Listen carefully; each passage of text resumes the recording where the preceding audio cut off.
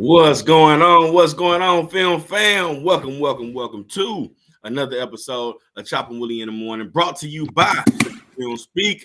I am one of your hosts. Here with my main man, Willie Jack. Willie Jack, how you doing this morning, big dog? Hey man, I'm feeling good, feeling great. It's 10 o'clock on Sunday. I'm talking about with my dog, man. I got stuff following over in the background, so excuse me. But yeah, man, I'm ready to get it going, man. Ready Yeah, to you get it going. just sound like you're a little bit too excited, man. You knocking stuff over, man. What's going on over there? Well, you know what, man? Y'all won't know this behind the scenes. A couple weeks ago, me and Chop was in New Orleans, and Chop had a little handy dandy little cell phone pop-up stand. I said, damn, Chop, you been holding out, bro.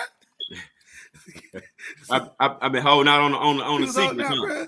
And then coincidentally, I ended up like seeing one, and so I grabbed a little cheap one. I just knocked it over just a minute ago. Okay, all right. Still learning how to use all of his resources, So for sure, yeah. We'll get there. But yeah, man, of course, this is Chop Willie in the Morning Show. So y'all know what we do on the Chop Willie in the Morning Show. You know what I'm saying? We break down each and every game for week 11, give you the previews, let you know who we think is going to win. And we also sprinkle in a few fantasy nuggets, you know what I mean? So we got that coming up for you guys. Also, we got the Thursday night recap, so we'll do that. But before we do that, we got the house rules. The house rules are the same as always. That's like, that's share, that's subscribe, and also hit that notification bell, man. Become the newest member of the Film Fam. Invite some of your partners, invite some of your friends, and be in the know of what me and Willie Jack got. And I guarantee you, we will not let you down. Announcements been the same as all, man. Same as always. Get your picks in, all right? This is the week 11, okay? We coming down to the last few weeks, and in order for you to be in a running to win that first place trophy, man, you gotta get your picks in, man. So if you're part of that, get your picks in. You got to 11:55 a.m. Central Time to get them in. After that, it locks, and hey, I can't do nothing about that after that. You know what I'm saying? So make sure y'all getting your picks in. Now let's jump into some of the news, Willie Jack, and we got some pretty big news, man, over the last few days that we definitely got to jump into, man. Some sad news for a few teams, so definitely want to jump into that. And the first one, of course, everybody's seen it, as everybody's probably gotten the news from the Thursday night football game. Joe Burrow, of course, starting quarterback for, y'all know who he is, you know what I mean, is out for the season with a torn ligament in his wrist, man. The injury happened in the first half of that game against the Ravens, and yeah, man, comes back. He has a torn ligament and will miss the remainder of this season. Willie Jack, what's your thoughts on this, man? Man, it's quite honestly, no surprises. It's absolutely terrible news, devastating news if you're a Bengals fan. And this season's just been it's been extremely polar, like opposites on this season. They start off so bad. They start off 0-4. Joe's looking like dead leg, or is Joe ever going to be back the same again? And then they go on this magical 4 or 5 game run where they snap right out of it. Joe's back to Joe, Jamar's back to Jamar, and they look over that 5 game stretch. They probably look to be, honestly, maybe the most dangerous team in the league at this point. How they were looking, and then they run into a young Houston Texans team at home and get the wind knocked out their sails a little bit. And so now they already kind of balance back out. You come back down to earth just a little bit, and then you go on the road on a short week against a very familiar division opponent, and then, man, you lose the franchise in the first half of that game. And so terrible, devastating news, man. And then same thing kind of for the for these Bengals. Now, of course, you lose that game. They lost 3 in a row because now they fall to 5-4.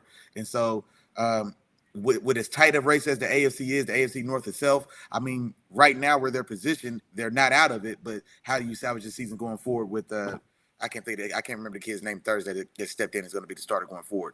But yeah, no, just devastating news, man. A team that looked to be really kind of regaining their groove and hitting their stride. Gotcha. And I'm with you there too, Willie Jack. It's just, we all know there are certain players in the league where if they were to go down, their team's chances of winning or being successful drastically drop. And this is one of those teams. Without the quarterback Joe Burrow, this team's chances of winning and being successful throughout the rest of the season, especially with their situation now and their record, like I said, drastically goes down. And for it to happen the way that it happened in that particular game in a divisional matchup, it's just sad. It's sad. And of course, all we can do is we know injuries are part of the game, but all we can do is just hope for a speedy recovery. Hope he comes back we're ready to go. When the time comes, so that we hopefully we see the same Joe Burrow that we saw during that 4 or 5 game stretch that we just saw when they was heating up. Whenever he does return. And hold on, here's another thing about that as well. So there was some speculation that this may have been another incident where a team didn't properly report injury status before the game, and that's popped up a couple times this season where guys get to the game and come out pretty quickly in the game but they didn't have a disclosed injury, and then they come out because of an injury that had to be ongoing. So the Bengals have since came out from when I first seen that and said, well, no, the injury happened on a tackle by Jadeveon Clowney in the game. But I also saw like a clip or some type of footage where it looked like they showed Joe arriving to the stadium and that he had some type of brace or something on that hand or on that wrist. Yeah. And so, I mean, I don't know. I mean, but he wasn't listed in any way on the injury report. And then, of course, he does get, I guess, if they're attributing it to that tackle that aggravated or that must have aggravated something that was ongoing, but it wasn't disclosed or whatnot. So the NFL, though, definitely seems to be looking into these more and more, especially with the proliferation of gambling in the sports. Gambling and sports betting, with the NFL officially kind of partnering with some of these things now. These are million dollar disclosures or non-disclosures. You know what I mean? Like the line in this game probably would have shifted. You know what I mean? Or just all those things that the casual fan maybe doesn't care about, but on the business side of it, I don't know. They absolutely care about that. Yeah, exactly. You know what I'm saying? So like, I don't know what the spread was for this game when they were going into it with an assumed healthy Joe. But let's say if it was 2.5 points because they're at home, so they gave him 2.5. Well, if you'd have told if it had been disclosed that Joe had a throwing hand or throwing wrist injury that was so you know what I mean? Just whatever, it could have changed it or shifted. It could have been 4.5. You know what I mean? It could have added another. I mean, just whatever. So these things are pretty. It's a big deal when these things aren't getting reported. So the NFL is going to guarantee they're going to start hammering this stuff. Definitely going into next year for sure. Absolutely, with Jack, with you there. In other news, man, some other sad news. We have Mark Andrews in the same game. His season is likely to be over. End up suffering a cracked, is it fibula? I think that was the actual injury. Okay, yeah. I know they were speculating. Yeah, a cracked fibula. In terms of that's what I got from NBC. In terms of the injury that he suffered, and his season is also likely over, and it's a huge deal too, Willie Jack. It's a huge deal because we all know Mark Andrews has been Lamar Jackson's favorite target for a few years now. For a long time. So him having to now, finish the rest of the season without his star tight end and his number one target, it's going to affect him. It's going to affect him. He's going to have to change a few things. This offense is going to look slightly different, but with them going out, it hurts for sure. This hurts. And again, sad to see, another player, a top player at that, go down in this particular game. And we know how that can really have an effect on the game and other players' performances as well. No, for sure, man. And this is catastrophic. Like I said, if you're a Ravens fan, I mean, the easy comparison here is if Travis, knock on wood or whatever, Chiefs fans, but if Patrick Mahomes lost Travis Kelce, like that's how devastating that is to this offense. You know what I'm saying? And so last night, Mark Andrews does go down in that game. And then also coincidentally, I think we saw the first 100-yard game from Odell Beckham Thursday night in that game. I think he goes 4 for like 117 or something like that. And so for like the first time in a long while that's been the case. And so, but another thing as well is the sad truth about this league or whatever. Next man up, of course, Isaiah Likely, the guy who came in spot duty for Mark Andrews last year and showed himself pretty well as a rookie. And then I haven't heard anything, so I'm assuming he's still healthy and able, and he'll be the guy filling in. I'm assuming. If I'm wrong, let me know. But then also, this is also going to kind of it definitely opens up a large target share for this wide receiver room that we still haven't seen fully get off the ground. You know what I mean? Kind of fully get rolling. And so outside of Zay Flowers, I don't think any of these guys are getting regular targets. And so now this has got to be prime. This is a prime opportunity to see Odell Beckham kind of step up and kind of maybe expand his role for sure. And then, like I said, if Thursday night was a taste of what we could see going forward, then definitely that's something to be excited for. Like I said, he goes 4 catches for over 100 yards in that Thursday night game. Absolutely. And I'm with you there, Willie Jack. This definitely could be one of those games or one of the towards the end of the season where he's really starting to pick things up. And if you follow trends of people who've had torn or ACLs and things like that, it's not until later in the season, or even that second season where they really, get it going, and we're on the back half of this season and we're starting to see Odell Beckham pick it up slowly but surely. So we'll see how the rest of the season goes for sure. That's a good point, man. He had one catch in the game before last, but it was a 40-yard slant to the crib. Looked like prime 2009 Odell. We've seen that a few times before. Exactly. Yeah, he made his name on slant routes to the crib, so it was good to see that when it happened. Absolutely. All right, Willie Jack. Before we jump into the Thursday night game, man, let's do a film check-in, man. Who in the building, Willie Jack? Who done rolled in? Man, I'm not gonna lie, man. Y'all ain't talking in this chat this morning, man. Y'all gotta wake up, man. Our dog, man. My dog, terrible Tom Walker, man. The resident Texas fan. He's definitely in the building, man. First one in the chat. And, he said, "Come on with it, man. He ready to get his day started." And so, I appreciate you, big dog. Matter of fact, he's actually up here in Dallas, man. So I got to catch up with him last night and all that good stuff, man. So, but yeah, hey, I see y'all in here. I see y'all in here watching, man. Drop something in the chat, man, so I can shout y'all out properly, man. But yeah, my dog Tom in here, and of course, he ready to talk about his Texas. So we'll get to you eventually, big dog. I'm sure. Absolutely. Definitely getting there. On to the Thursday night game, Willie Jack. Of course, we just talked about two players that went down, two key players from each team that went down in this particular game. But ultimately, the Ravens end up coming away with the W here. They win this one at home, 34-20, in the Thursday night game. Willie Jack, what happened in this game, man? I mean, honestly, man, and we've already kind of touched on it a little bit, but of course, like when Joe Burrow went down, the game was over. Honestly, now the only question for me was, well, how is this Bengals offense going to look? Are they even going to be able to be competitive and move the ball? Are they going to score points? And they did. I think Joe Burrow, of course, threw a touchdown in this game before leaving, so 7 of those points, I guess, are under Joe. But they do get well, of course, they scored 13 more points, of course. But the backup came in. Matter of fact, I'm gonna pull his name, man. Jake Browning. I got you, big dog. Jake Browning. Okay. You got it that time. Willie Jack. Yeah, man. Oh, yeah. I can handle something like that. Browning. I can handle that. Jake. That's right. That's my alley. That's right. That's my speed right there. But Smith, man, Joe, Peter. You know what I mean? John. Johnson, that's right. You know what I mean? I got that. Yeah. But honestly, man, now they're of course not going to operate at the level of Joe, but the offense was functional. You know what I mean? So it's not. I don't think it's one of those where they're going to be completely dead in the water.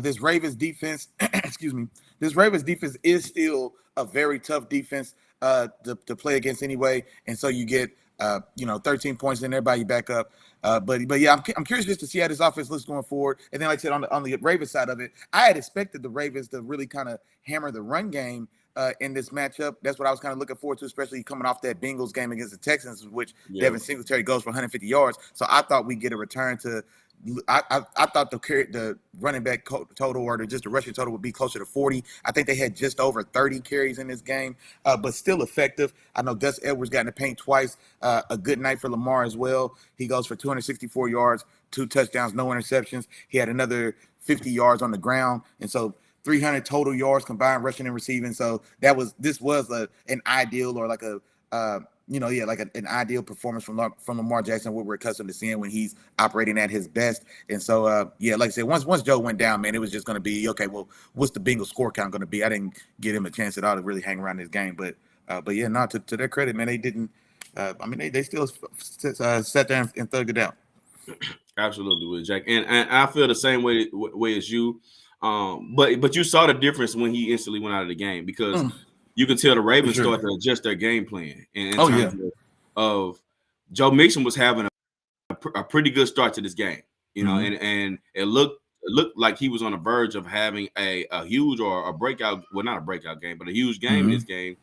But the minute Joe Burrow went out, you can see that their defense started to really focus more on Joe Mixon and that run game and force Jake to try to beat them. And that was their thing. All right, Jake, if anybody's going to beat us in this game, it's going to have to be you, Jake. Exactly. The man is Joe Burrow's not in this game anymore. We don't fear Jake like we do Burrow. So with that being the case, like I said, they were able to make their adjustments. Everything else was kind of according to script. They still got after the quarterback. Of course, with them being the league leaders in sacks this season, they still were able to get after the quarterback. 5 sacks in this game. and they were able to do other stuff that they normally do. They run the ball really well. They ran for over 150 yards in this game. I know you said they didn't have a ton of rushes in this game, but they still ran for over 150 yards. Lamar Jackson played pretty clean. He was able to spread the ball around, and it just looked like a lot of the other games that the Ravens have dominated throughout the season. That's what it looked like. It looked like that game, and they just continued to roll on and and take care of business. And it was sad because this was gearing up and shaping up to be a really good game. It's like, oh man, Joe Burrow just hit Joe Mixon for a touchdown pass. It's 10-7 now. Okay, it's going to be a ball game here. Neither team is backing down. Neither team is giving up much. It's going to be tough on both teams. So who's going to come out on top? And then you hit the injuries. And the crazy part is Lamar Jackson got injured in this game as well, but ended up coming back. And I was like, come on, man, we can't have that. We can't have the top guys go out in this type of game. In this one right here, this is huge for both teams. We can't have this. And Lamar Jackson came back, and I thought was a breath of fresh air. And then we end up losing Joe Burrow and Mark Andrews in this game. So, I mean, tough game for both teams. And here's the other thing, Willie Jack, and I'm gonna get out here. I wouldn't be surprised if they really start looking at these Thursday night games and say, should we go away with them? Because we've been seeing a lot of injuries and a lot of them, that take place on Thursday night games. I remember going through a stretch last year where on the Thursday night games we were starting to lose a lot of guys. So I'm gonna tell you why they're not going to, bro. That Amazon contract on those Thursday night games, I think they said that's like, was it like $50 gazillion? I mean, you know what I'm saying? Like it's like $1 billion. I don't even want to say a crazy number that just sounds like like just too outlandish. No, I knew it. No, it was a lot. Yeah, like that, like Amazon, because like even when YouTube outbid DirecTV and everybody else for the general Sunday ticket package or whatever the case, like these are like $1 billion contracts, and yeah, ain't no way in the world. I'm Roger Goodell, Jerry Jones, whoever want to name. Yeah, of course they want to see the players do well, but we're not throwing away $50 billion worth of business to take football back off Thursday. I think, like I said, they didn't that ship's already sailed. Yeah, they counting that check. Now here's another one too, man. I just thought of, and I know we probably stayed on this a little too long, but really quick, man, with the Bengals and the Browns now being down their starting quarterbacks, both of those teams being very competitive in the AFC. I guess which one of those two, if you had to pick one of those two to, let's say, still make a playoff run, which one you taking? Bengals or Browns? I'm going Browns. I'm going Browns, and it's for a couple reasons. It's pretty easy decision for me. One, you still got the best defense in the league. You still have that. They still have a strong running offense, and then also their starting points. Okay, because of the Bengals had their rough start to the season, they're a little bit behind the 8 ball. You know what I mean? So they're sitting at about 500 right now. They're 5-4, and that's the thing. They only one game back. Only one game back, but the Browns are sitting in a much better position, in my opinion. And I think they have the better surrounding tools to hold up the rest of the season. Like I feel like the Browns defense can hold this team up the rest of the season. I don't feel like the Bengals defense is capable of doing that. Even though they have like a lot of weapons on offense, you got to have somebody to get them the ball. When Joe Burrow went out, Jamar Chase finished this game with 2 catches. You know what I mean? So if they can't get those guys the ball on offense, I don't see how they keep up with other teams, because they're not going to be able to hold them like the Browns, and they're not going to be able to put up as many points to keep up with anybody if you're not holding anybody. So I would go Browns in that particular situation. And just real quick, I had the same thing. Just the same thing you said. The Browns have been winning all year without good quarterback play anyway. Deshaun Watson's been in and out of the lineup, and even when he's been in, more times than not, it hasn't been great. Outside of I think 2 highlight games. He had the second half against Baltimore, and then that game against Tennessee. So you've got 6 good quarters of Deshaun Watson play, and then like you said, man, that defense has been carrying away anyway, and that run game with Jerome Ford has kept them going as well. So I feel the same. Gotcha. All right, Willie Jack, on to some of the games we got coming up today, man. And we don't have any out of the country games. We don't have a London game. We don't have a Germany game, Excuse me, y'all. But, of course, we do got our normal Sunday games, and we're going to start it off with your squad, Willie Jack. We got the Pittsburgh Steelers. Yes, sir. Pittsburgh Steelers going to Cleveland, the team we just talked about, to take on the Browns, Willie Jack, who you got? Man, I got a man, feeling, but let's talk yeah, about man, it. you know, I'm taking the good guys, man, to get it done on the road. And here's the thing, honestly, man, because this game, I don't feel any better about this game than I did before Deshaun Jackson was announced out for the season. You know what I mean? And so, because of just kind of like we said, he's capable, but he hadn't been a driving force for their team's success. So for me, honestly, man, like it doesn't really change how I feel. I'm just as worried about this game as I was regardless. I'm still taking the good guys to go on the road to get it done, though. You know that. But man, this is still going to be a very tough, very hard fought game. I'm can't wait to see who's going to have the bigger impact in this game. Talking about Myles Garrett and my dog TJ Watt. I think in that first game, I think TJ definitely had the edge in that one. Or our defense as a whole, we had 2 defensive touchdowns. TJ scored 1, and so. But yeah, these games are always competitive and aggressive, physical ball games, and so can't wait to see how that shapes out. I'm taking my Steelers to get this done, man. I'm still telling you, man, this is just a terrible matchup for us, man. That Browns defense is probably a terrible matchup for anybody they come across, but for us particularly, I'm gonna go 20-16 Pittsburgh, going in there and stealing one on the road, man, and getting this done. Okay. Well, Willie Jack, I think you'd be pleased to know that I'm also going with the Steelers in this game, man. I'm also going with the Steelers, and it's for a couple different reasons. Well, one, again, it's you hate to see these games where the teams are going in without their guy quarterback, because we know they have a huge impact on the games, So Watson being out kind of blurs my vision of this game. I felt like if Watson was playing, I think I would go Browns here, but because he's not, and they're going with Dorian Thompson, is it Dorian Thompson Robinson? Yeah, DTR, yeah.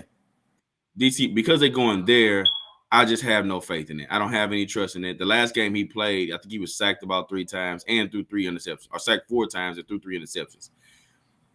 The reason that they're going to him, I'm not sure, because the games that they were very competitive and the games they were able to stick in and almost win, they have PJ Walker back there, So for me, I'm still wondering why aren't they rolling with the guy that was able to help them get it done when it counted in the first place. We tried the DTR train before and it didn't look good. It didn't look good. So I don't have much trust in that.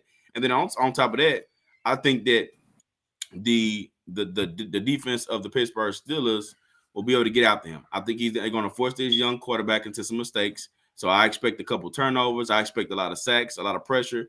And I think they're just going to make things very difficult on him. Now, I do think the Browns defense is also going to make it difficult for you guys' offense as well, which is why the game is going to be close. But I just got more faith in the Steelers being able to pull this out the same way they've been pulling out wins all season long, and that's the reason why I'm going to go Steelers away in this game, 17-16. 17-16. And then one thing I would say as well, man, because I thought the same thing as you, and I went back and kind of looked, because we forget that game that DTR started, that was the one where the team said Deshaun was cleared, and then he got to the stadium and just couldn't go. And so like DTR didn't know he's going to start to like an hour before kickoff. And so like when I gave it that context, and he is a rookie, I was okay. Like that's a tough job. That's a tough way to have your first start. It really is. And then that next week they signed PJ Walker. But then here's the thing as well. Like PJ Walker was the quarterback in that Niners game that was a terrific, upset style win. And then I think one more game that they won under when he was at the helm. But honestly, man, he hasn't individually played good in any of those games, even the ones they won when he was there. And now I think with DTR knowing in ahead of time, them actually having the time to actually practice and get him the reps and things like that, I definitely expect he'll look a lot better. And then also, man, because he was on fire in the preseason. Now, preseason's preseason, but he did look pretty good in his preseason. So I think he'll look a lot better this time around than he did last time. Okay. Well, I hope that's the case. And that's a very good point by you too, Willie Jack, because that's something that is to be taken into consideration. Yeah. That first game was ugly, though. It was. It was ugly. And that's part of the reason. Like, I get it. Like, if you're not, as a backup, you should be ready, though. Your job is to be ready, because at any moment anything can go down. But at the same time, I get what you're saying too. Yeah. So we'll see. I feel like PJ Walker was holding down, but either way, let's keep it pushing, Willie Jack. On to the next game, man. We at the Chicago Bears going to Detroit, to take on the Lions. And Willie Jack, I'm going Lions here, man. Going Lions. Now, I will say, just setting the game up, Justin Fields is expected to start today. He will be making his return away in this divisional game. So I'm curious to see what he looks like. Is he able to bring more to this team? Now, we know what Justin Fields is. I feel like in terms of how athletic he is, how much he can change a game just with his legs. But I still want to see him just grow as a passer. And that's what I'm going to be looking for in this game because he's going to have to. Him doing it the way he normally does, I don't know if that works as much in this game. They also get Khalil Herbert back, so maybe they are able to focus on the run. But Detroit has been pretty good against the run. They've been pretty good against the run, and Jared Goff has been playing lights out, including the game they just played last week against the Chargers, where it was putting the ball in the air. And I feel like Goff I think everybody kind of was down on Goff after he had that rough game against the Ravens. In terms of the MVP talk, this is a game you put his name back in the conversation. He comes out, he lights up the Bears, get him 34-20 at home in this game, and to take this W. Man, it looked like we both got a little something going on. Little something. But no, man, hey, you beat me to it, man. This the return to MVP JG, man. Well, no, I think that Ravens game was ugly, but man, Ravens came out and just, I mean, it was over before it started, man. So, but he bounced back pretty well since then. He had an excellent game on the road last week against the Chargers, and so yeah, man, MVP JG talks, they back in full effect for your boy, man. And I think just like you said, man, I think we continue that trend. I am happy to see Justin Fields back on the field. I think him and DJ Moore, they really kind of had something going there right before he got injured, and then now, of course, we've seen. Like I'm anxious to see if they can rekindle that connection that they had going there. But yeah, y'all know what's going on, man. Jared Goff and them Lions going for 30, man. So I got the Lions handling business here. I got 30-20 handling business at home. I do think that Justin Fields is going to be able to use his legs to kind of get something going. They do have a tough defensive front with Detroit, but yeah, all told, man, I think outside of a couple splash plays maybe we get from Justin Fields in his first game back, I think the Lions have too much organized firepower for the Bears to keep up, man. So I'm going 30-20. Real quick though, man, I saw an interesting nugget on this game. There's 3 sets of brothers playing each other in this game. Did you see that? I didn't see that. Who name? Yeah. We got. Oh yeah, see if you can get them off. See if you can guess them. See if you can guess them real quick, and I'll tell you.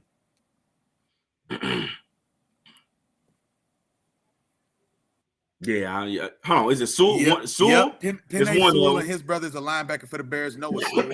I think Noah Sewell's a rookie. I think he came out of Oregon. I think I remember him in the pre-draft. We got Sewell. Yeah, I might need help with help with the all right, so two. You know you got Amon-Ra St. Brown and his brother Equanimeous. I thought you was gonna get that. Remember, they got like 3 or 4 brothers or something like that. And I think 3 of them lead. So him and the brother Equanimeous, he plays for the Bears, and then the other one is Sewell, the St. Browns. Now I lost the Chop. Hold on. You done brought it up to me, and you forgot who was the third. When you missed the St. Browns, because I thought you was gonna get the St. Browns, and I was gonna give you the last one, and now I done lost it too. Hold on, man. All right, we can keep pushing, man. I'll find it and I'll shout it out randomly when it hit me, or I'll find it again. Damn. All right. Well, we're gonna keep on rolling with it, Jack. If you think about it, just yell it out. Yell it out to him. On to the next one, man. We got the Los Angeles Chargers on the road going to see the Green Bay Packers. Go ahead. You got it?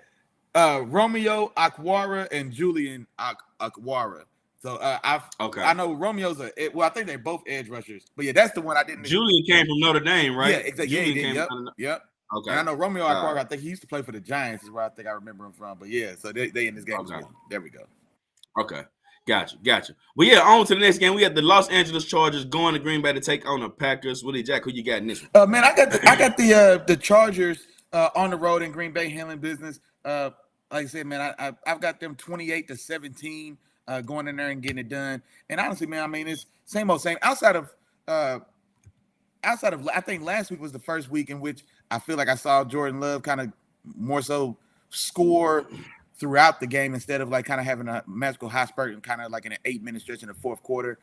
It wasn't necessarily pretty, but he did make big throws in the red zone and big throws on third down, and so they had kind of found a way to kind of get some points or get something going a little bit there. But also, like I said, I still don't expect them to be able to keep up or do much with Justin Herbert and those guys on the road. So I still think they just have too much going for themselves. And I'll go 28-17. The Chargers bouncing back and getting a road victory. Gotcha. And I'm gonna go. I got Chargers in this game as well. I got my final score being 31-24 in this one. I don't know, man. I just with the Packers, I'm not sure who the Packers are. I don't know how they're showing up this particular game. Mm-hmm.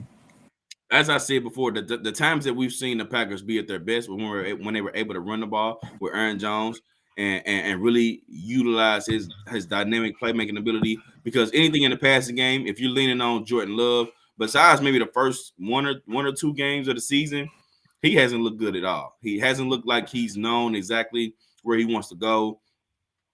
His accuracy hasn't been on point. His decision making hasn't been on point. So I think I've seen enough of Jordan Love to know what type of quarterback he's going to be.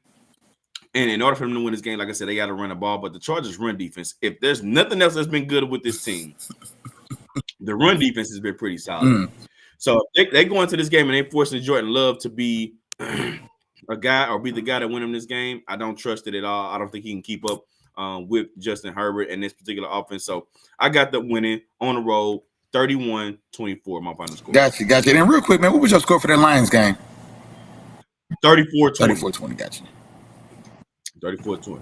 All right, on to Miami, man. We got the Las Vegas Raiders going to Miami to take on the Dolphins. Dolphins coming off of a bye week, a much-needed bye week, might I say, because the last game we seen them play was in Germany where they pretty much laid an egg against a Kansas City Chiefs team that gave them opportunity. Mm-hmm.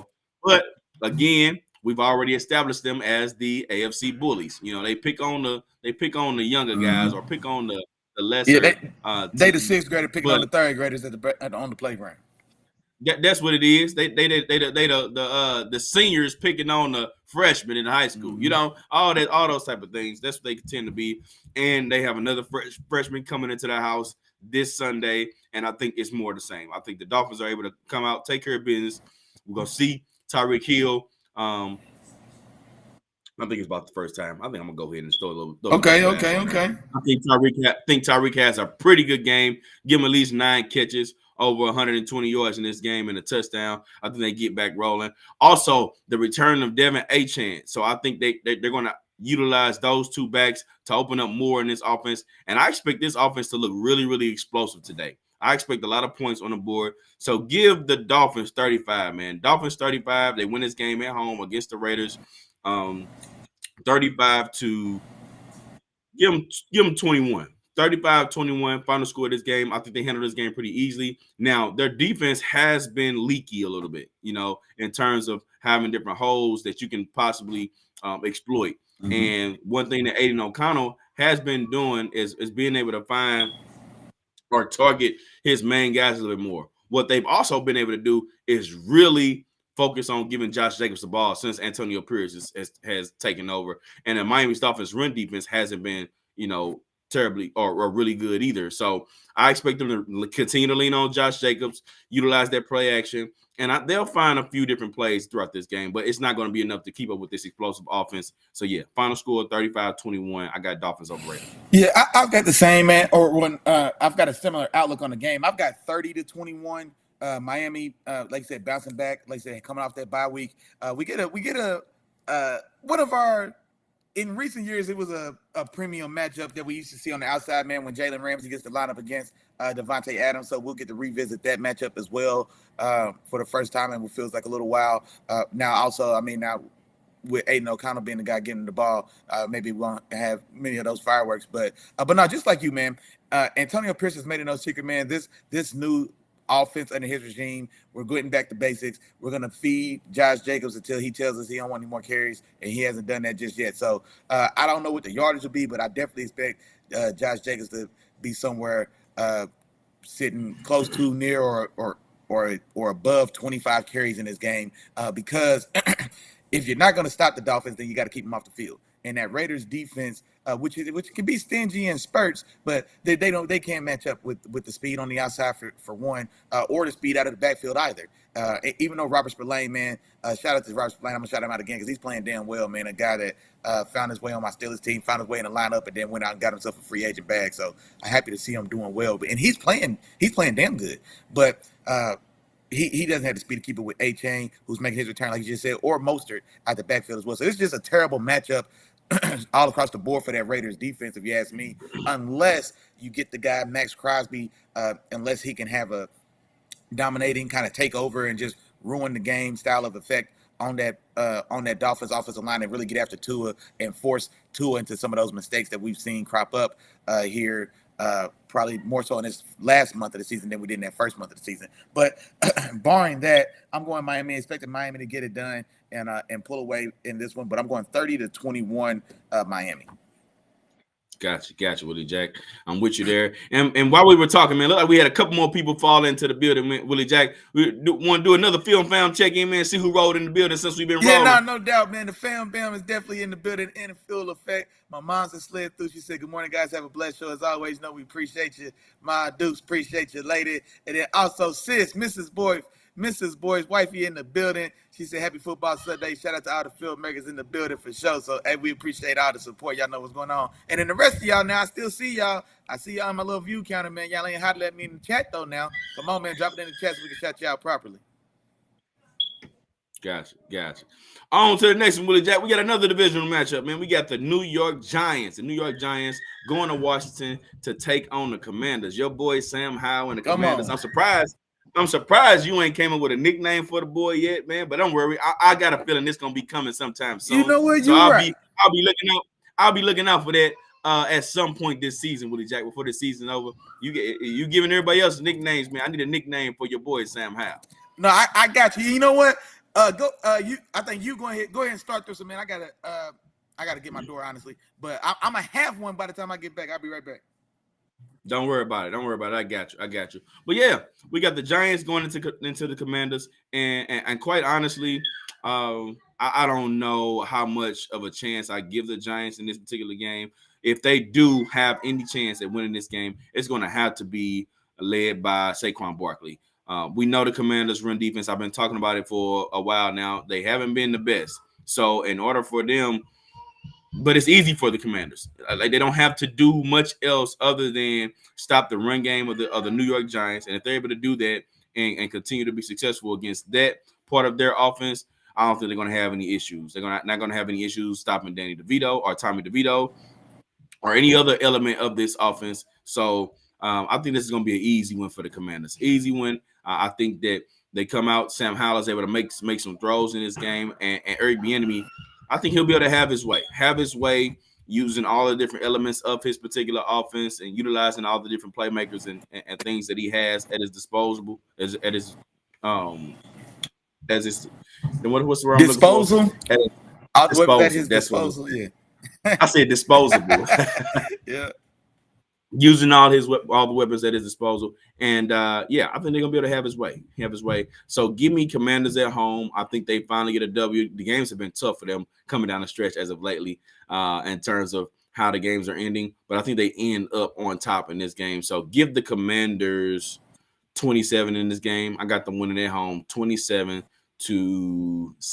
27-16 Commanders at home. No, I got you, man, and I'm also taking the Commanders. I'm not gonna lie, and it sounds crazy to say this because the Giants just got 50 balled by Dallas just the other night, but I do expect this one to be a little tighter because it's a familiar opponent.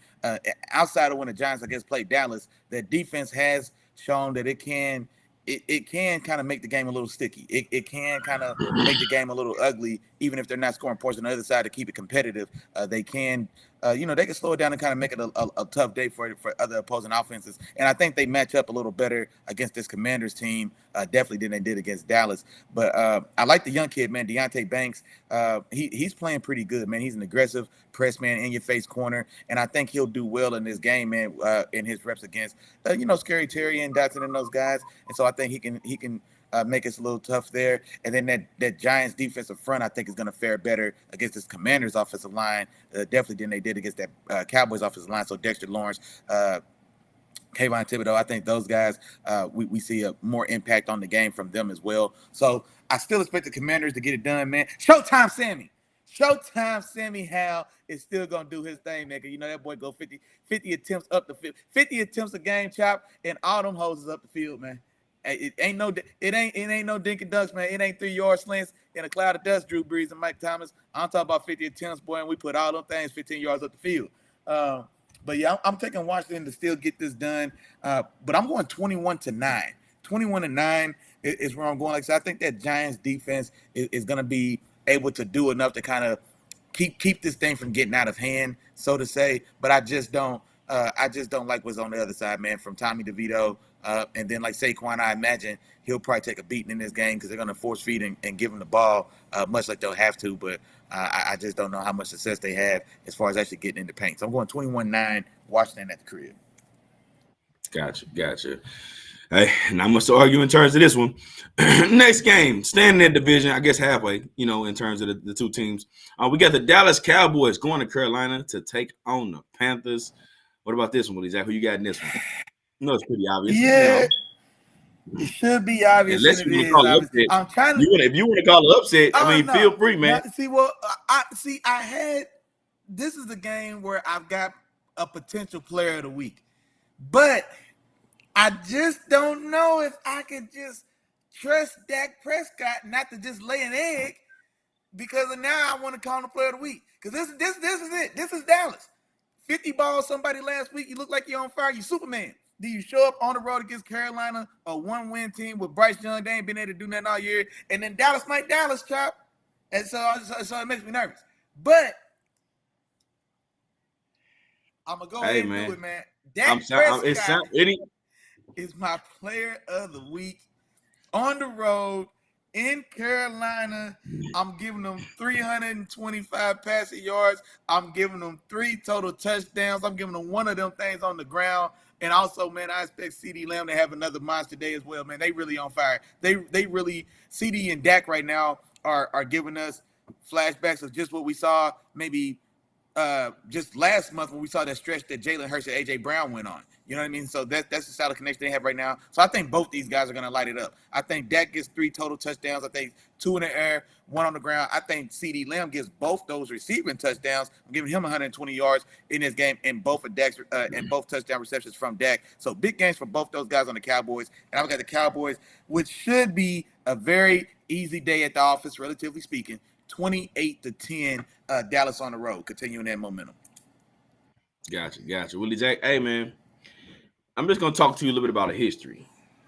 If I'm going off history, anytime that you tell me, I think, man, this is the time when they can Dallas or they can do this or this team might get upset, but I'm going to still go with this team. You end up on the wrong side of it. I know, man. You're right. I think if I'm just going off history, it's just me, dog.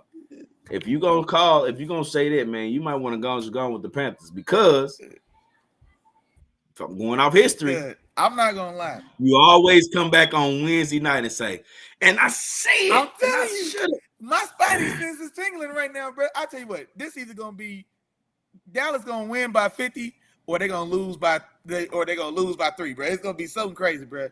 I'm telling you, it's gonna be something crazy, bro. I'm telling you, I got my spidey sense tingling.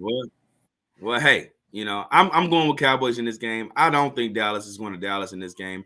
I think they've been through enough in this season so far to where their personality is getting stronger. They're continuing to build character, and I think that is going to help build them for a lot of these games coming down the stretch. Now, this game is not a huge game by any means.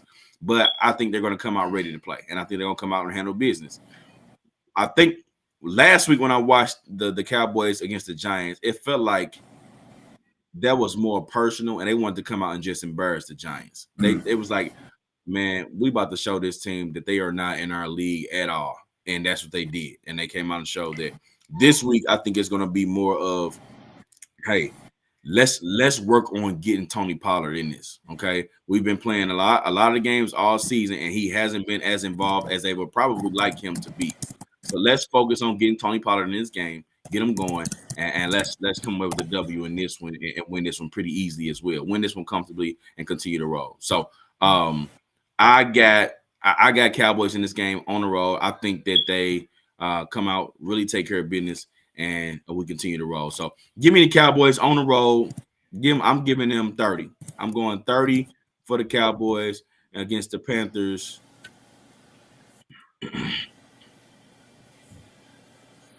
9. Okay.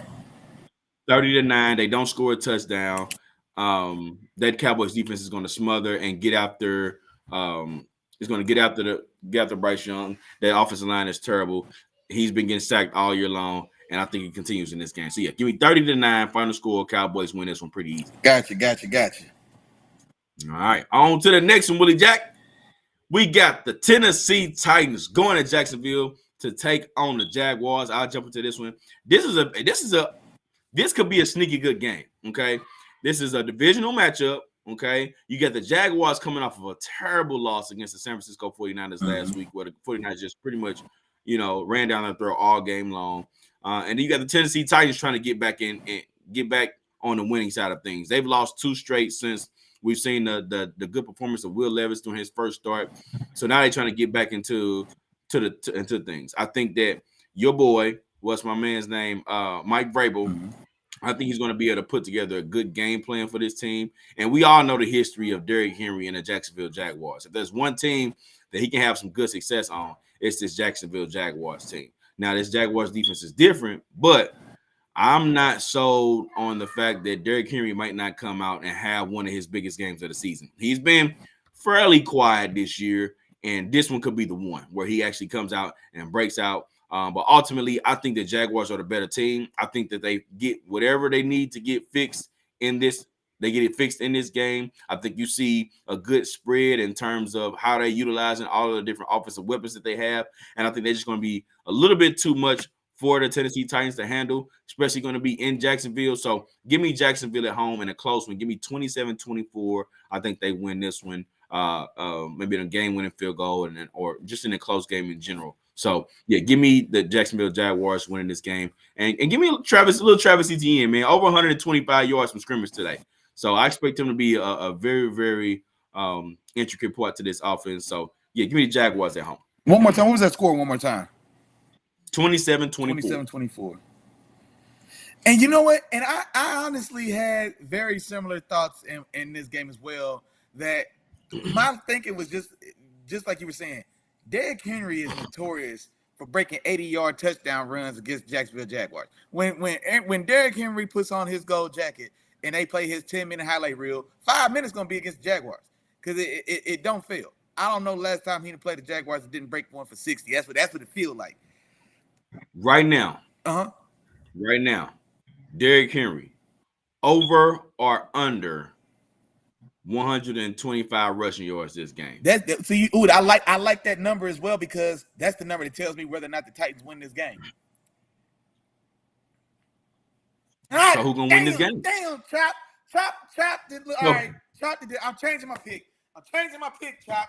Derrick Henry's going for 125 yards, 2 touchdowns. He will break a 40-yard run in this game, and they will find a way to win and beat this pretender Jaguar team on the road. I'm saying it. I'm tired of talking about it. Sunshine, we gave you a chance.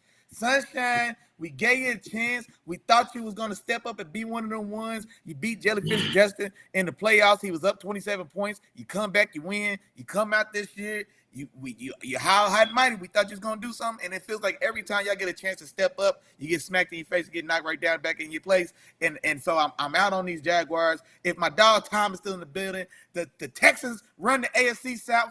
I'm gonna say it right now. I'm over these pretending Jaguars, and I think maybe that starts the day with 2 losses in a row. You get embarrassed like you did last week against the Niners, and then you come out this week and you lay an egg against the Titans. Derrick Henry returns to his second home in Jacksonville and goes crazy. Give me the Titans 21-16. Titans and Derrick Henry getting that done. I'm blaming you, Chop. All right. See this? See? You see this? This is what Chop do. You see that? Damn. No, well, look, hey, wait, your boy Top me is in the building. That was my score when I had the Jaguars winning. Instead, I'm gonna go 21-20. 21-20 Titans. Okay. On the in road. The closing. And your boy Tom is in the building, man. I'm giving Derrick Henry that 125 this game. All right, sprinkle it on.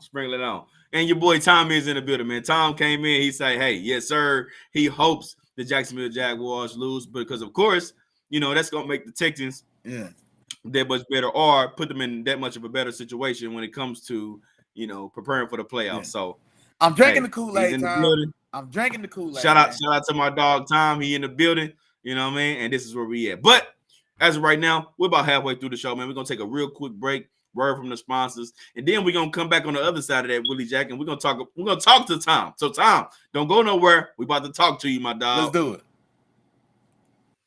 Today's episode of Let the Film Speak, hosted by the wonderfully handsome and intelligent brothers of Let the Film Speak. That's Chop and your main man, Willie Jack. You feel me? Also brought to you by the Three Amigos. Y'all know them and you love them, man. That's the Three Amigos. That's like, that's share, that's subscribe, that's 3 the hard way, that's a 3-piece spicy. You cannot go wrong. Now, I say the same thing every week, so y'all can say it at home with me. I know y'all ready for it. Here we go. It's 3 amigos, but it's 4 parts to this process, big dog. First, you just got tapped in. Like my dog said, man, come in, tap in. Just say what's up, man. Just holler. Hey, what's up, 3 amigos, man? Like, share, subscribe. Hey, Chop, man. Willie, man, what's going on, man? It's cool I sit on the couch? For sure. Y'all got some cold to drink? Oh, man, my man. Yeah. Oh, yeah, by the way, man, I'm a Broncos fan. That's all you got to do. That's it. That's easy. And Chop, come in, sit down, get comfortable. Get a cool adult beverage and let us know who you ride with, big dog. Then tell a friend. Like, man, that's a nice feeling here, ain't it? Man, it's cool, man. My homeboy was out here down. Man, it's cool. I can tell a friend. Tell a friend, man. And you know what? Even better than that, you can tell your friend to tell a friend. Guess what? There's more. You can tell your friend to bring his partner too. Bring one more because we need 4, man. Bring them up into the penthouse. Tap in with your dogs, man. Wednesdays at 7 o'clock. You know we don't wear no watches. We ain't got nowhere else to be but in here kicking football flavor with the fam. And now back to the regularly scheduled program. All right. All right. Let's man. go. We back, man. I hope you've been listening, man, and tuned in to my dog's word. He tried to give you some good advice, some things to do, as we continue to move forward. So there you have it, man. But we're going to move on to the next game. We got the Arizona Cardinals going to Houston to take on the Texans. And Tom, I told you we was getting ready to talk to you. We got your team on the board, man. That's what we talking. You know what I'm saying? Tom, first and foremost, Tom, I need to know, I know you got the Texas win. Give me a score. Exactly, yeah. Drop a score in the chat. Yeah, drop a score. Anybody else, man? Let me know who y'all got in this game, man. Let's keep it going that way. So we got the Cardinals going to Houston to take on the Texans. Willie Jack, who you got in this one? Man, I'm taking those Texans, man. Just like I said, I'm drinking the Kool-Aid, man. My dog Tom in the chat, he said the Kool-Aid, man, is grape and lemonade. Hey, and I got 2 cups, man. I'm double fisting the cups. I'm drinking the Texas Kool-Aid right now. And I'm taking the Texans on the road, at home to get this done. I'm going 27-24. I think this could be an exciting game, man. I think I really liked what we saw from first week back Kyler last week. The wheels are back like they never left. He still was mobile, still was able to get out the pocket, still kind of make plays upfield. And now as he continues to kind of, I'm assuming he'll continue to settle into the season. It's the second game now. Now they're going on the road. James Conner as well looked pretty good in his first game as well. So I think this game has a little bit of back and forth action in this one. And I think it's going to be one of those kind of exciting style, more or less kind of shootout style game between Kyler Murray and CJ Stroud. But I'm taking the young gun, man. I'm taking the young gun and CJ Stroud to get this done at home, 27-24. And here's the thing about it, man. Already to be such a young guy, but he has more than anything else. I mean, I do want you to be big. I want you to be fast. I want you to be strong. I want you to throw the ball out. I want you to put it where you want to, like a laser surgeon. But also, when the game is tight and when we gotta have it, I want you to show up, man. And CJ Stroud is giving us that in spades. He's giving us that. We haven't had to question that at all. And so, like I said, man, if this one's tight, this one's tight. I know he can get it done. Or if it's not tight, I know he can run it up as well. And so I look for C.J. Stroud to have himself a good day in this one. I'm giving him another 300-yard day, another 3 touchdowns in this game as well. And I think they get this one. They definitely get it done in an entertaining fashion. 27-24, C.J. Stroud and those Texans. Okay. All right, Willie Jack. Wait, I'm going Cardinals in this Ooh. game. Okay, I'm going Cardinals in this one, man. I think that this Cardinals team is a different team with Kyler Murray as the quarterback. First and foremost, let me break it down to y'all. Okay, just in case y'all ain't been paying attention, I'm gonna bring it all together, y'all. The Cardinals have been feisty all year long, right? Now a couple games, and I did call them out. I was like, man, they're gonna show y'all their true colors.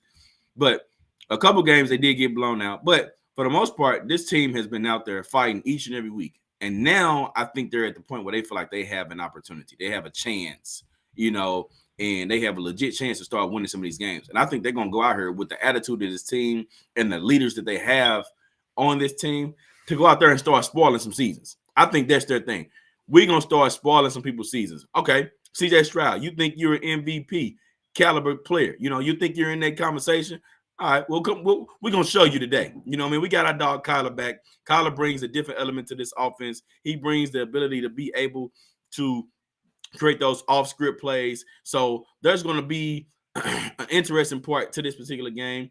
Also opens up things in the run game. Just opens up so much more for your offense in general. And then when you're doing that and you keeping the ball on the field and you got that time of possession under your belt, that makes things easier for your defense. That defense looked totally different in terms of what we saw last week in comparison to what we saw, as first throughout this season. So I think the Cardinals will come out and be able to put this thing together. And Kyler Murray is going to continue to remind everybody how much of a difference maker he really is when he's on the field. So give me, and I'm sprinkling this, Kyler Murray, man. He's going to come away with the W in this game on the road. Kyler Murray and the Cardinals. Excuse me. I hate to give wins to specific people, but the Cardinals win this game on the road. I got them scoring. Give them 4 touchdowns this game. Okay. Not Kyler Murray, but the Cardinals going to score 4 touchdowns.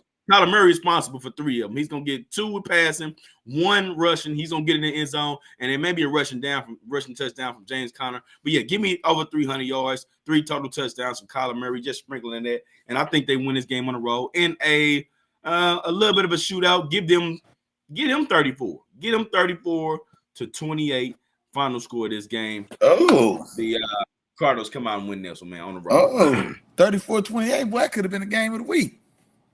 It could have been, and the more I looked at it, I was like, "This is gonna be a very entertaining game." No, I'm ready to watch that one too. Yeah, I think so as well. And then I think we both gave each quarterback 300 yards and 3 touchdowns in this game. I gave C.J. Stroud the same thing. Oh, so we doing a little bit of this. That's all. So here's the other part of this game. I don't think either one of these guys don't show up in this game. I think they both show up. I think they shoot it out. Yeah, that's the part that's gonna be exciting in this game. Is okay, who can be the quarterback to make the plays in the key moments to win this one? I know they're both capable. We've seen it from both of them, but that's what it's gonna come down to. So we're gonna see, and when that game gets down in that 4th quarter, when it's about 4 minutes left, it's gonna get real interesting, man, for sure. No doubt. Got you. On to the next one, Willie Jack. We going to San Francisco. We got the Tampa Bay Buccaneers going to San Francisco to take on the 49ers, man. And I'm going 49ers in this one. I think the 49ers continue to roll. They've had their bye week. They've gotten healthy. They got all their guys back, and they're ready to go. And they showed it. They showed it last week when they just completely demolished this Jacksonville Jaguars team, who was supposed to be a playoff team. So I think the San Francisco 49ers continue to roll against this Bucs team. Now, the Bucs are not going to go down easy in this one. I can see this being more of a game where it's close early, but then as we get later in the game, I think they start to wear the Bucs out and they start to spread their lead a little bit. So give me the 49ers in this one. I think they win this one by, I give them a couple scores or somewhere around there. 49ers win this one. Final score 27 to 17. 27-17. 49ers win this game at home. Okay, I got you. I'm also taking the Niners at home as well. And just like you said, man, that Bucs team, like I said, they're pretty competitive. They try to keep it close, you know what I mean? And so we've seen it that they can hang with just about anybody here. But yeah, I think there's too many weapons on the other side for those Niners. They do look to kind of be trying to regain their mojo that they started the season with after they had that kind of mid-season skid. Then they, like you said, you go on the road, you get a very big dominating win against a quality opponent in Jacksonville last week. And so I think they do build on that momentum.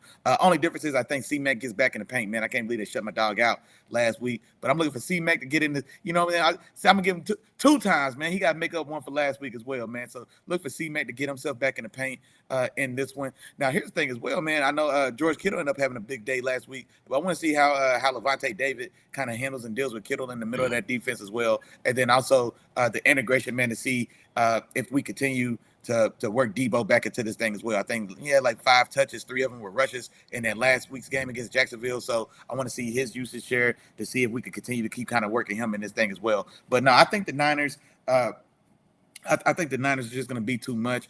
Also, that defensive line, that revamped defensive line against this Bucs offensive line, I think it's going to be a long day for Baker Mayfield. I'm not going to lie to you. But I'm going San Francisco, and I'm going to widen it out a little bit too, actually. I'm going to go 28-17. 28-17 San Francisco. I think they're just clearly the better team on both sides of the ball in this game. Man, hold on real quick. You're not going to do that, man. You're not going to slide in here and not drop a score when you tell me upset alert. Talk to me now. Are you telling me these Bucks gonna get it done on the road in San Francisco? Is that what you're saying? Let me know something, man. Shout out to our dog Isaiah in the building, man. Appreciate you. Yeah, and come on with this score, Isaiah. Stop playing, man. Stop playing. Come on with this score. What's gonna be the final score of this game if you calling the upset? No, for sure. And day one game, Jarrell got a score for us as well, man. He's going 31-17 Niners. Matter of fact, is that? Okay, I got 28-17. Okay, yes, me and Jarrell pretty close in our score as well. Baby Love says she also agrees with that. She says she's taking the Niners to get this one done. She know what's going on. Yeah. She know what's going on. Oh, and then Isaiah said he's standing on it. He said he's standing on business, man. He said 28-21, and he said Big Bake has a big day. Hey, I'm here for it. Hey, if Baker goes out there and shows his ass and gets a win in San Francisco, man, I'm a cheer. I'm a cheer just as loud as you, Isaiah. I'm here for it, man. I'm here for it. Let's do it, Big Bake. Just so you know, Willie Jack, it just say Baker. It don't say Big Bake. It say Baker. I had to fix it for him. Don't worry. I edited on the go. We about to start bringing these guys back down to earth, man. we about to start bringing them back down to earth. Man. Let's go on to the next one, Willie Jack. And speaking of big, let's go ahead and talk about your boy, man. Your boy. Hey, wait, you know what I mean? Pause, too. Wait a minute.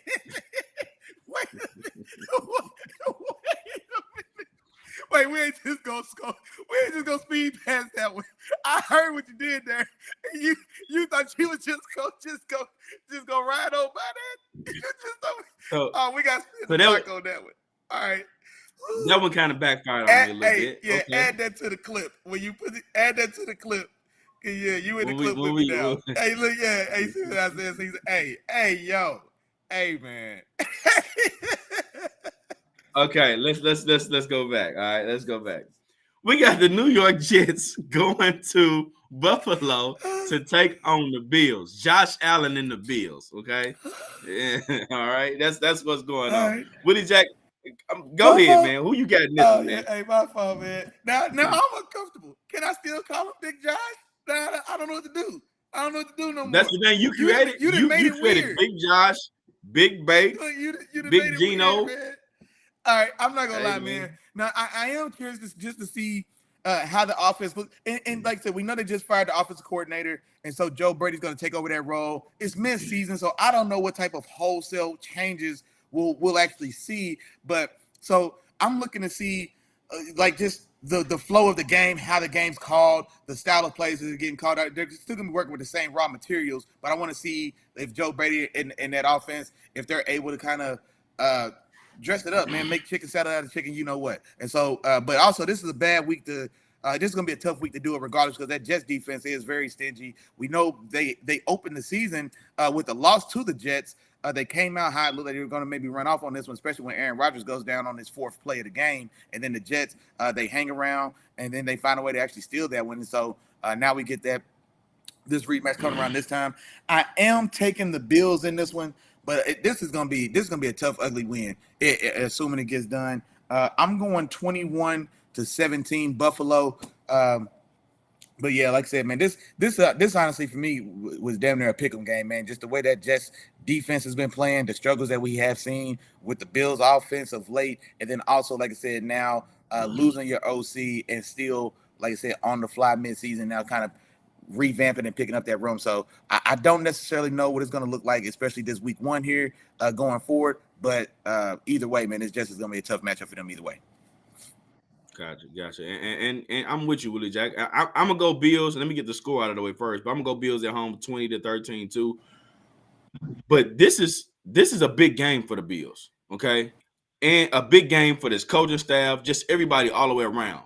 Because you just, like I said, you just lose on Monday Night Football against the Broncos, and you fire your offensive coordinator. Okay, your next game is against the New York Jets. We know how capable and how tough this New York Jets defense is. With that being the case, what's going to be the answer, or what's going to be the, what's going to be the issue if they come out here and struggle against this Jets defense? What's going to be the outcome of that? What talks are going to go on behind the scenes and in those coaches meetings when they come out here and they still show that they're inconsistent against this team? There's it's got to be another layer to that. Which means Sean McDermott, like I said before, your clock's ticking, a lot of it's gonna be on you. Yeah, your clock is ticking, and you need to perform now. Like, doesn't matter who your opponent is. Nobody cares about that. No, we can look at that and look at that logically and in a way that makes sense in terms of saying, okay, they struggled this week because they was going against the Jets defense or whatever. But the guys in that room, those owners, those GMs, no, they want to see performances now. They want to see an effect now. We made this big drastic move in the middle of the season. We don't want to see you gradually get better or well, I know it's going to take time and take some of what I'm saying with a grain of salt. But what I'm saying is we don't want to go out and see the same exact offense we saw after we just fired what was supposed to be the issue of this team, of this offense, if that makes sense. So they got to come out and they got to perform. They got to show, some ability to be a successful offense or a better offense, to be better off since they've went away from Ken Dorsey as their offensive coordinator. So that's something that they have to do. And for the Jets, on the other hand, I just don't think they have much offensively. I would look at their offense each and every week, and I'm like, oh my God, this is awful.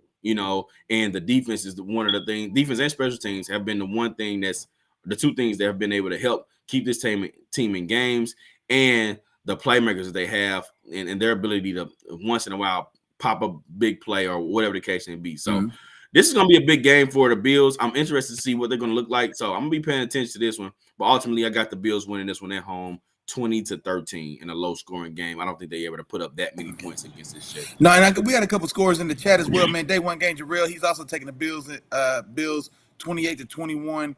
And then also, man, our dog, man, Isaiah in the building, man. He said he's also got the Bills. He's got the Bills big though, man. God damn, man.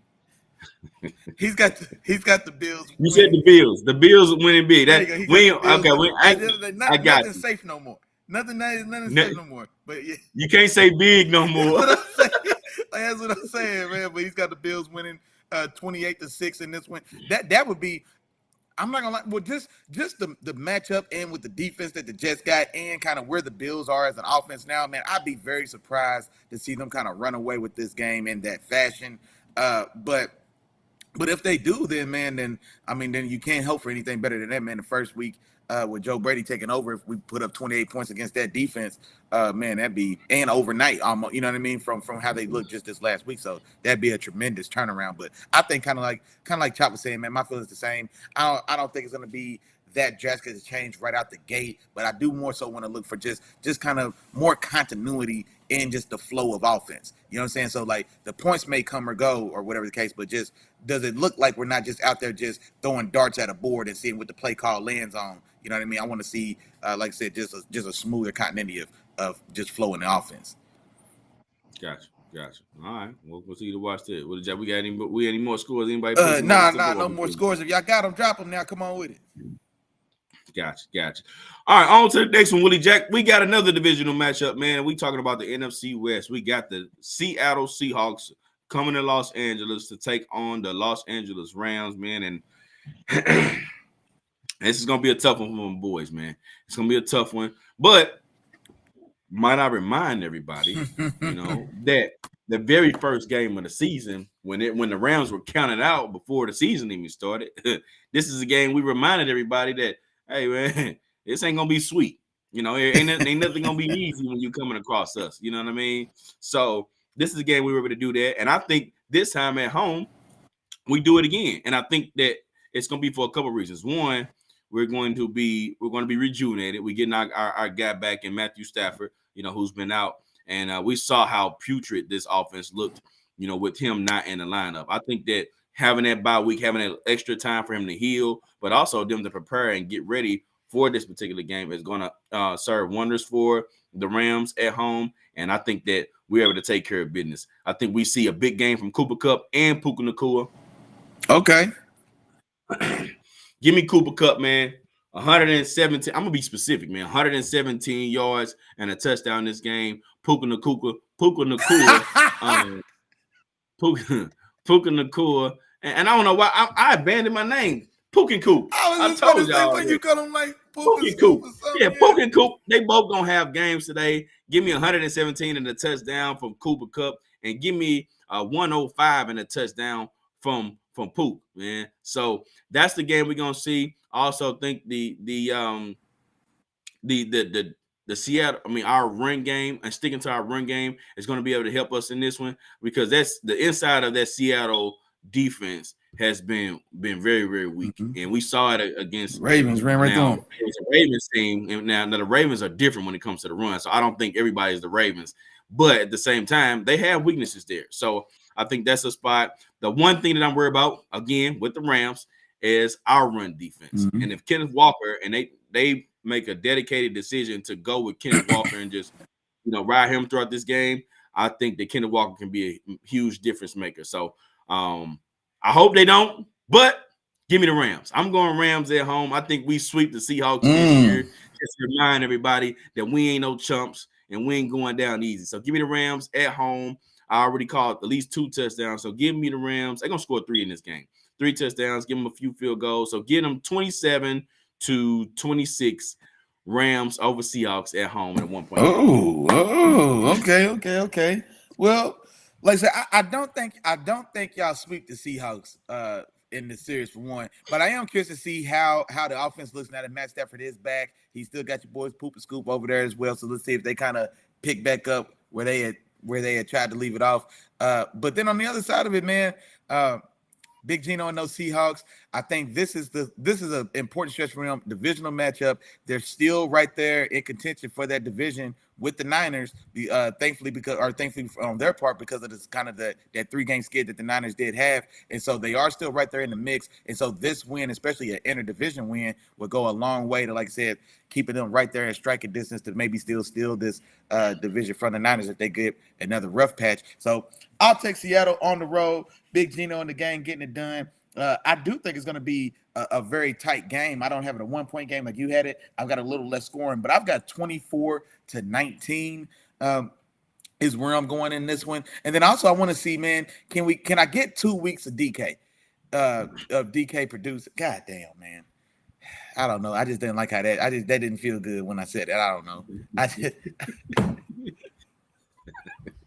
It's all right. It's all right, Willie Jack. Yeah, man. That one wasn't bad, okay. Bro. If you'd have just rolled on and didn't give that one attention, I'm you'd so have been good, conscious bro. now that I just don't feel. I feel like I'm walking in the landmine. You know what I'm saying? Like I'm like each step I'm nervous I'm gonna step on something.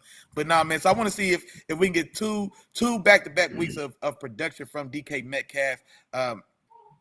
In this offense, man, it feels like that he's been a more or less majorly a non-factor for the bulk of this season, man. He's a guy that's too talented and too well damn paid for one. You know what I mean? To not be a consistent factor in every game we play in. And so I look for him to want to see if he has a good day. And then also, man, one of the keys to this one as well, like you just said, is Kenneth Walker, his level of success on the ground. You still got your boy, you know what I'm saying, Aaron Donald in the middle of that Rams defensive line. But at the same time, there are instances in which you can, if you can get the run game going, it really it just really kind of unlocks everything else as far as scoring against that defense. And so Do they stick with that run? Do they find success there? And then if so, man, and then that's definitely gonna ease the path to victory for them. But all told, man, I'm still taking Seattle on the road, 24-19. Gotcha, Willie J. That's cool with me. And you see it, man. Man. It's Pook and Coop. You know what I'm Poop saying? and It's Coop. Pook and Coop. You see it. All right, on to the Sunday night game, Willie Jack. And this is another interesting game. Another one I feel like can be good. Like the Texans and Cardinals game, I think that's going to be a really good game. But then also, I think this could be a really good game too. Actually, the Seahawks Rams, I think that one's going to be closer than people think. But this one right here, I think is also going to be good. You got the Minnesota Vikings going to Denver to take on the Broncos. And Willie, who you got in this one, man? Damn. Okay. This one I don't have it picked yet, bro. I didn't know how it was gonna fall, if I was gonna get it first or not. But I wanna take, you know what I'm saying, Josh Dobbs and the Vikings to continue that magic.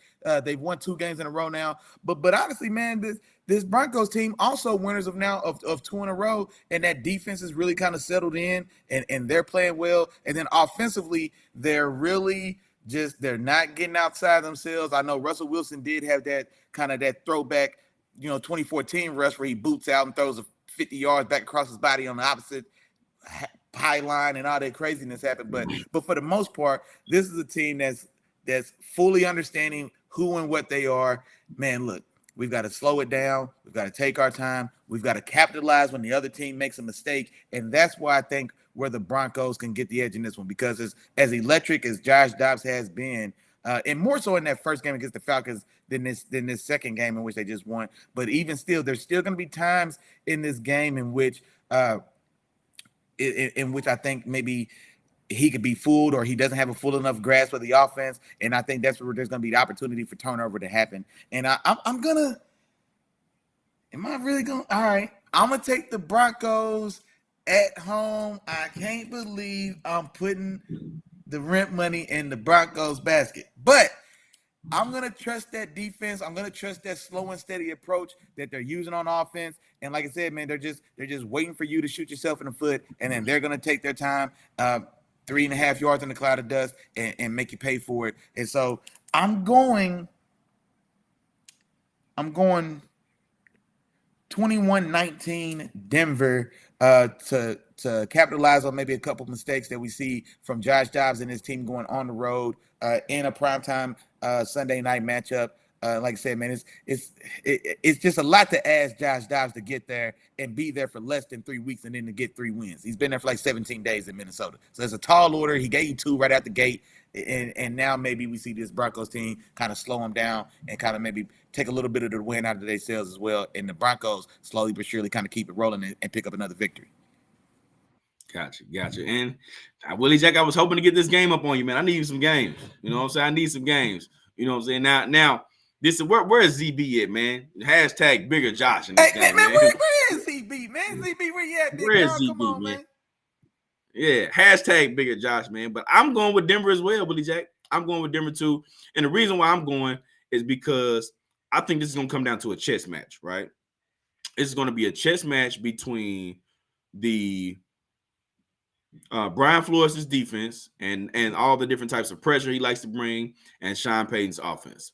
The difference is with Minnesota and their success over the last few weeks, it has come against some teams that I don't think quite understand how to deal with the different types of pressure that Brian Flores brings. I think Sean Payton is one of the coaches who's a veteran. He's been playing in this league a long time, and I think he can figure out different ways to be to offset the blitz that Brian Flores likes to bring.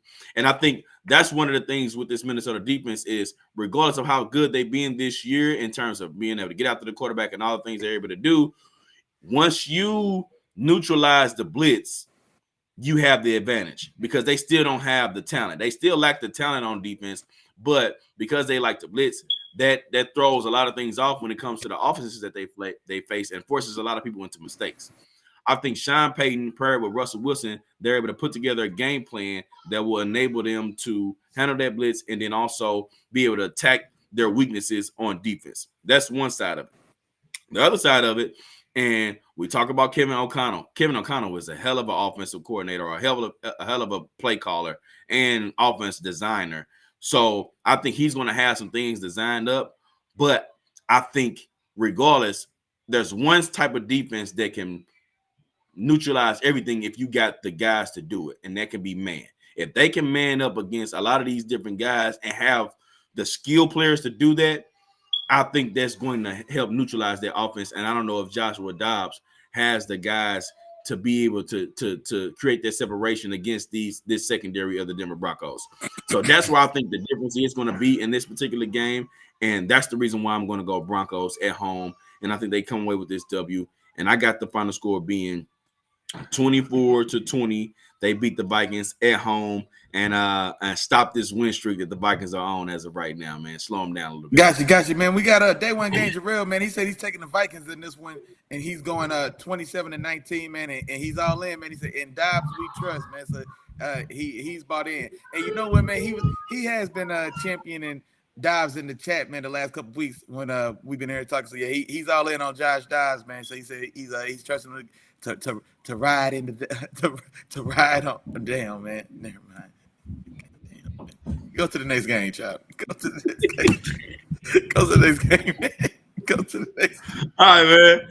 I don't know what's going on with this episode, man. We're going off the rails a little bit, man. I don't know what it is, Willie Jack. We need to get to it, man. We need to get to it.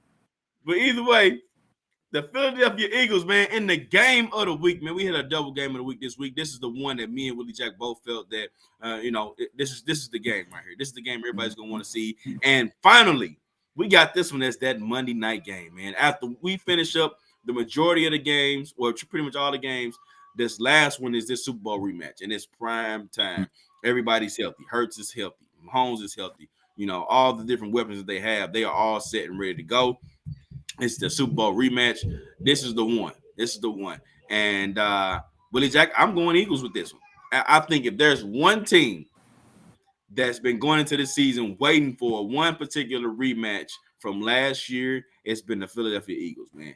And they've been thinking about this Super Bowl loss all offseason and all of this season and how close they were to pulling this off. Now, this time around, I think they find a way to pull it off. And of course, I'm going to have my performers of the week. My performer of the week in this game, I'll get to in just a second. But I think this is going to be a big game for a few different people on this Philadelphia offense. I got Jalen Hurts. I think he's going to have another big game. I don't think he plays as well as we saw him play in the Super Bowl because that game he played lights out. So I don't think he does that or has the huge performance that he has in that game. But I think this offensive line is going to come out and they're going to be moving some people around. I think DeAndre Swift gets at least over 80, 90 rushing yards in this particular game. I think he's going to have an impact. But Devontae Smith is going to be my performer of the week. Okay, we all know A.J. Brown shows up in these games. Okay, so with the Chiefs coming off of a little bit of an extended break, I think they are going to come up with something to try to slow down A.J. Brown, put some extra bodies on him. So that's going to leave one-on-one opportunities for Devontae Smith. Especially with Dallas Goedert out, those two are going to be the two most targeted guys on this offense. And I think Devontae Smith is the number 2 receiver that can exploit any one-on-one matchup that he's given. So I think I got Devontae Smith over 150 receiving yards. And I'm giving him 2 touchdowns in this game. He is my performer of the week. I think he shows up this game, and he's going to be the one to really show everybody that, hey, when we the Eagles, we're gonna find a way to pull this W out, and they get it done. So give me the Eagles on the road in a really, really good, entertaining game. But the Eagles come out and they handle business. And give me 31-24 final score of this game. Eagles over Chiefs. Ooh, okay. I like what you did there, man. I'm not gonna lie, man. He said Devontae Smith shows up, man. Like, when you show up with 150 or 2 touchdowns, you ain't just show up. You showed out, Chop. You showed out. 152, baby. And but no, I like it, man. And here's the thing as well, man. When I was trying to pick this game, I'm leaning Eagles as well, because honestly, just that Chiefs offense, I know they found a way to. They found a way to sustain, but I think this is the first. What am I trying to say, Chop?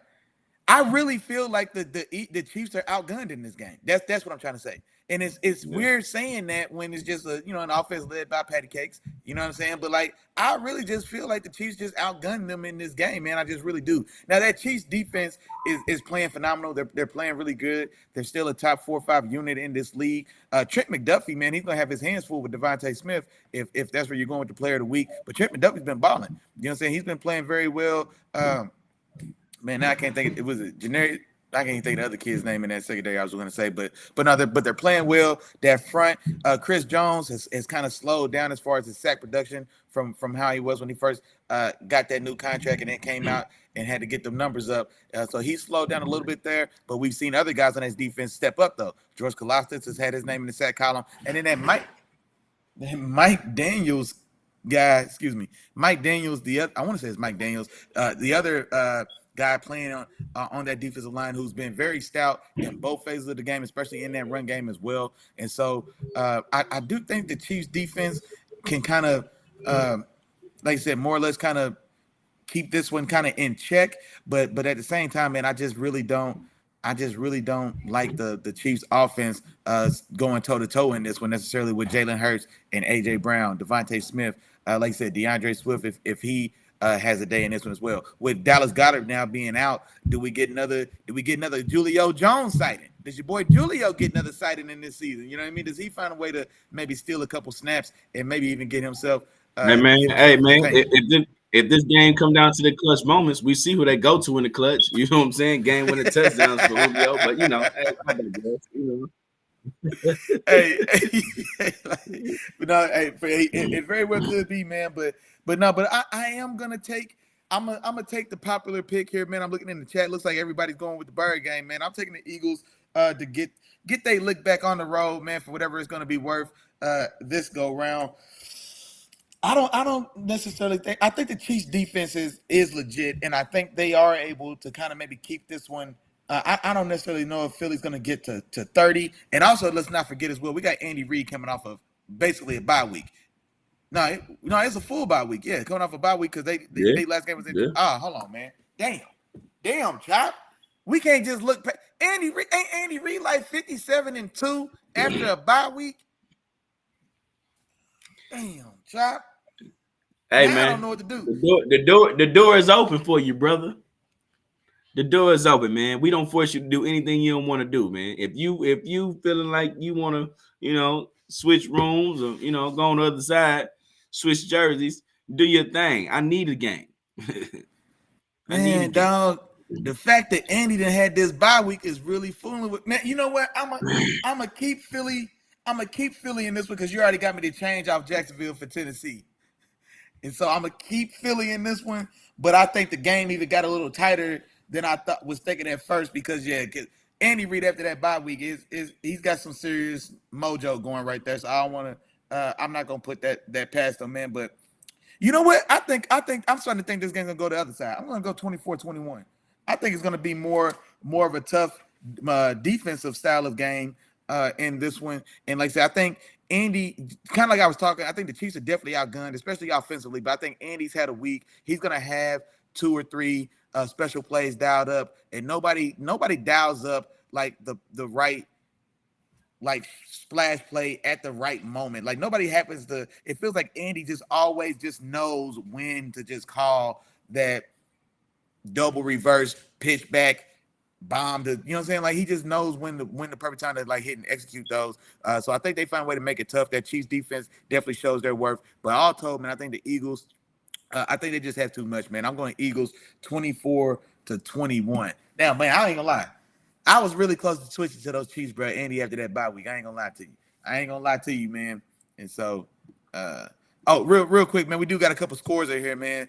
Our dog Isaiah in the chat, he said he's taking the Eagles to win in a sizable fashion. There you go. That's safe. That's a safe way to say it, Isaiah. There you go. That's good. I see what you did there.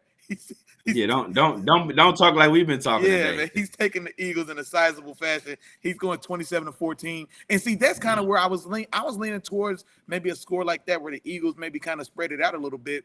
But no, I think maybe they do keep it a little. It ends up being a little closer every game. Our dog, man, day one game Jarrell, he's got the Eagles to get it done. Same score as me, 24-21 in a closer game. Looks like he also agreed with your take on Devontae Smith, man. He thinks Devontae could be a number 1, but he's in a number 2 spot. And then, our dog Miles is slid in the building, man. He said he's going with the hometown Chiefs, and he's rocking with the Chiefs 21-17. And see, I like that score. I like that score as well, Miles, because I can see that if that Chiefs defense playing the way that they can and they have been playing. And then, like I said, Andy and Patty, like I said, man, putting something together, man, to kind of find a way to win this game, much like they did the Dolphins game, where the defense kind of leads it, makes a couple plays, and offense does just enough. So I can see that happening as well, Miles. Gotcha. All right, Willie Jack. Well, that's pretty much every game, man. You want to recap your performer of the week for me, man? Who's your performer of the week this week? Yeah, man. Again, it feels weird. Or did you give it to me? Yeah, I did. I had a performer of the week. I kind of tag teamed it, man. I gave my performer of the week to Dak Prescott and CD Lamb, kind of by yeah, extension. You did. I remember you saying Dak. Yeah, so I got Dak with 325 yards, 3 total touchdowns. I think 2 in the air, 1 on the ground. And I've got CD Lamb being a recipient of a lot of that. I've got him going 125 yards and 2 touchdowns in that same game. And then also I dropped a little nugget, man. I think CJ Stroud has another 300-yard, 3-touchdown day in that Cardinals game as well. Gotcha. And like I said, man, my performer of the week is going to come from this game of the week. I'm going with Devontae Smith, man, 150 receiving yards, 2 touchdowns in a big game. I think a lot of attention is going to be towards, be on that, be on A.J. Brown and the way he's been performing these last few weeks. And I think that's going to open up a lot for Devontae Smith, and Jalen Hurts is going to be on point. Jalen Hurts is going to be on point in this game, and I think he's going to help Devontae Smith get there, man. So that's where I'm going. No, I got you, man. We had another one of those members fall through the building, man. Shout out to our dog, FSQC Big Chef in the building, man. He said he's a reformed Jets fan. He's a Lions fan now, but it looks like he did pick back up the Jets. Hey, look here, man. Look, you got what you doing? Because you know what I'm saying? First it was Jets, then it was Lions, now it's Jets and Lions. What we doing, man? What we doing, big dog? Come on, man. But he's cheering for both his squads today for sure. And so, hey, man, I guess is that it? Is that all? It sounds like that's it and that's all. Hey, that is it and that is all. There you have it. You heard my dog said, man, we came, we saw, we conquered, we did, we had to do. Man, y'all have to excuse us, man. I know the water's got a little rough today. All right. I'm blaming Chop. It was Chop today that got us in the pause game. It wasn't even me. It was Chop today that got us started today. Hey, this was on you, man. This was definitely helping you for sure. Hey, man, I don't know what was going on today, Willie Jack. No, for sure, man. Sun was definitely in the water. Man, shout out to the members, man. Y'all definitely filled this thing up, man, and got it going, man. We appreciate all the love. Man, shout out to our dog, Tom, man. Terrible Time Walker, our resident Texas fan, man. He was the first one through the door today. And I'm surprised he was the first one through the door because it was a long night last night. So I'm glad you're all right, big dog. For sure, man. But he was in here waiting on us, man. So appreciate that. Man, day one gang, Jarrell was in the building. As always, you know what's going on, man. The fam band was in effect. Moms was in the building. Sis was in the building. Appreciate y'all. Man, my other sis, man, wifey, Mrs. Boyce is in the building today as well. Man, the members came through as well. Man, we had our dog Isaiah come through and slide on us in the chat. Man, our dog Big Chef got in here. Like, hey, we tell you the same thing every time, bro. Just like church, you ain't got to be on time. You just got to make it in time to get some of this gospel, big dog. So we appreciate you coming through and help close out the show for sure, no doubt. Also, man, our dog Miles Mack was in the building as well. Appreciate you, dog. Shout out to Prospect Precision Painting, man. It's 2023. They can get to you anywhere in the country, man. Plane, train, automobile. Look them up online. That's Prospect Precision Painting, drywall restoration. Lou, he gets into that as well, man. But so make sure y'all shop and do business, man. Other than that, man, one more time, man. Chop, how much time they got to get them picks in, big dog? They got 19, less than 19 minutes, man. They got 14 minutes. 14 minutes. You got until 11:55 a.m. Central Time to get them picks in. The board locks up, man. So you better go ahead and get them picks in for the day because I know y'all trying to come away with that first place trophy, man, and let the Film Speak weekly pick them. So get your picks in.